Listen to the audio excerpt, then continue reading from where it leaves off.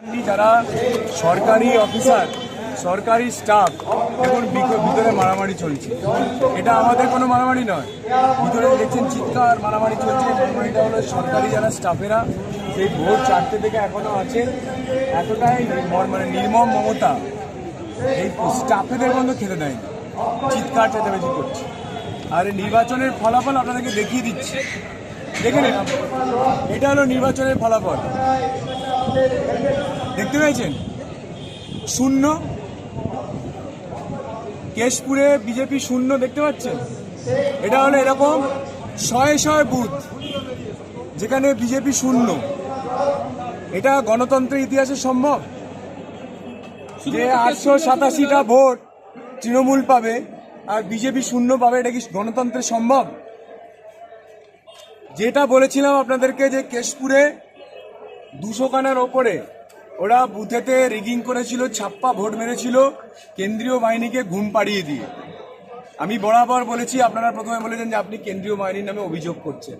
আমার অভিযোগটা মিলল কি মিলল না? কেন্দ্রীয় বাহিনী যদি না ঘুমোতেন তাহলে কি শূন্য হতে পারত? ভারতবর্ষের ইতিহাসে কোথাও দেখেছেন কোনো বুথেতে ভারতীয় জনতা পার্টি একটা সর্বভারতীয় দল শূন্য পেতে পারে? চোখের সামনে দেখাচ্ছি, দেখে নিন। এটা পশ্চিমবঙ্গ, এটা কেশপুর, যেখানে শূন্য পেয়েছে বিজেপি, শূন্য।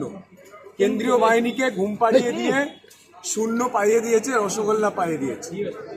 বাংলার মানুষ দেখুক, এবং যারা সত্যিকারের ভোট দিয়েছেন ভারতীয় জনতা পার্টিকে, যারা ভারতীয় জনতা পার্টিকে ভোট দেননি, আমি তাদের সবাইকে নতমস্তকে প্রণাম জানাই, তাদের সবার কাছে আমি কৃতজ্ঞতা জানাই। আর যারা এরকম শূন্য দিয়ে গণতন্ত্রকে অপমান করেছেন তাদের বিরুদ্ধে আমার লড়াই জারি থাকবে। এই লড়াই শুরু হয়েছিল ঘাটাল দিয়ে, কেশপুর দিয়ে। এই লড়াই ততদিন থামবে না যতদিন না এই দুর্নীতির বিরুদ্ধে আমি লড়াই করে এদেরকে পরাজিত করব। আমার তো লড়াই ব্যক্তিবিশেষ লড়াই ছিল না, আমার লড়াই ছিল দুর্নীতির বিরুদ্ধে, আমার লড়াই ছিল চোরেদের বিরুদ্ধে। সেই লড়াই আমার চলবে। যারা এটাকে শূন্য করেছে কেন্দ্রীয় বাহিনীকে ঘুম পাড়িয়ে দিয়ে, তাদের বিরুদ্ধে আমার লড়াই চলবে। আর বাকি বাংলার মানুষ তারা যা রায় দিয়েছেন আমি মাথা পেতে নিচ্ছি। আমি মানুষের ভগবানই, মানুষ হলো ভগবান। যারা ভোট দিয়েছেন তারা আমাদের কাছে জনদেবতা, গণদেবতা, তাদের রায় মাথা পেতে নেব। এবং আমি আশা করি আগামী 5 বছরে এখানে ঘাটাল মাস্টার প্রকল্প হবে। আমি আসব, আমি দেখব, যদি আমার কোনো সহযোগিতা লাগে আমি পাশে থাকব।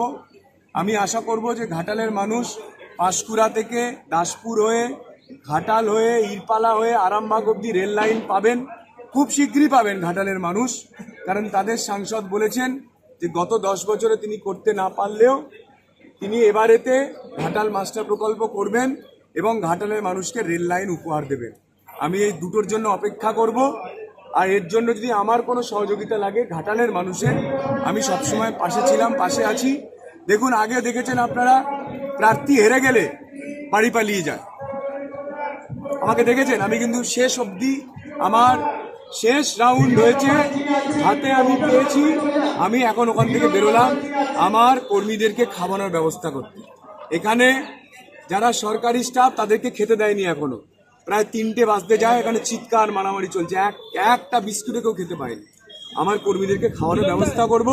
সেই জন্য আপনারা আজকের দিনে আমাকে আর কোনো প্রশ্ন না করে, আমার যে কর্মীরা সেই ভোর 4টে থেকে এখনো অবধি না খেয়ে দিয়ে আছে, একটা বিস্কিটে খেতে পারেনি, এক কাপ চাও খেতে পারেনি, আপনারা আমাকে এইটুকু আজকে অনুমতি দিন তাদের খাওয়ানোর ব্যবস্থা।